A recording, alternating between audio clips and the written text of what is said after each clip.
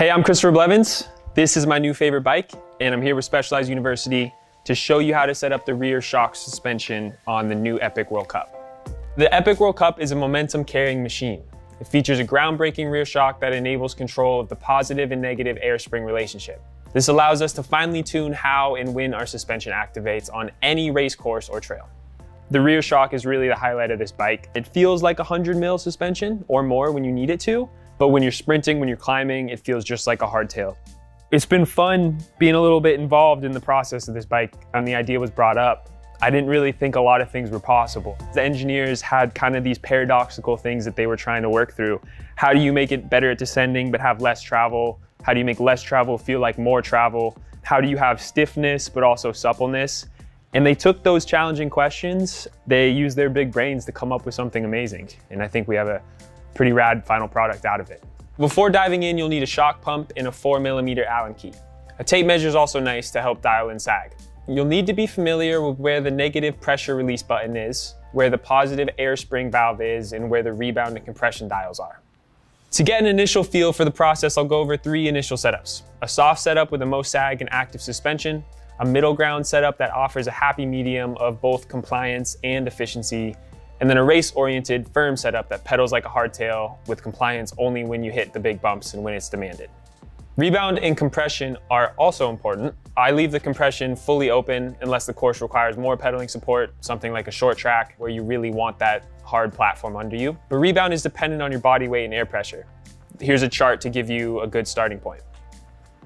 Okay, so the softest setting, this is gonna feel most like a traditional XC bike. It's really soft and supple off the top, and it's really the best setting for the technical roots and rocks that you're pedaling over throughout a race or a ride.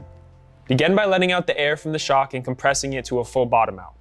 Hold the shock at bottom out while using the 4mm to press the negative pressure release button for a couple of seconds. You finish up by airing the shock up to your preferred riding pressure, aiming for around 4mm of sag.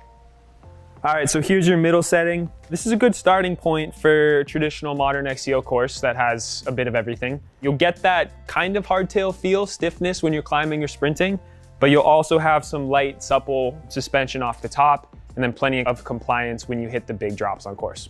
Begin by letting the air out of the shock. Then compress the shock, stopping at the midpoint line. Hold the shock here and press the negative pressure release button for a couple of seconds. Then finish up by airing the shock to your recommended riding pressure. You need less pressure to achieve the recommended 2 to 3mm of sag here. I go around 5 to 8 PSI less. All right, so now we are in the firmest setting. I already mentioned how good the top end is when it's in the softer settings. So the fact that this pedals like a hardtail is really incredible. You get the stiffness, the direct power transfer that we all like from hardtails, but when you hit technical features, it breaks through and you have plenty of compliance. I talked to the engineers about how we can have the best of both worlds, and it's pretty impressive that they accomplished it here. I think this is the ideal setup for short track racing, which is the discipline I love the most, and also those fast, smooth courses. Begin with a shock aired up to your preferred riding pressure. You'll end up running even less pressure in this setup compared to the other two.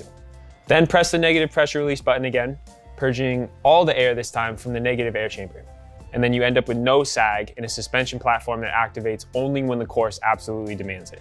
So these 3 setups should be considered as your starting points, but you really have an infinite amount of options and settings to your personal preferences. Play with it as much as you want. I'm definitely going to do that when I'm pre-riding a World Cup course. It's really impressive that they were able to not compromise on anything and just improve the bike overall. All right, if you have any issues, contact Rider Care or head over to the good people at your local Specialized dealer, and they'll be happy to help you dial in your new Epic World Cup.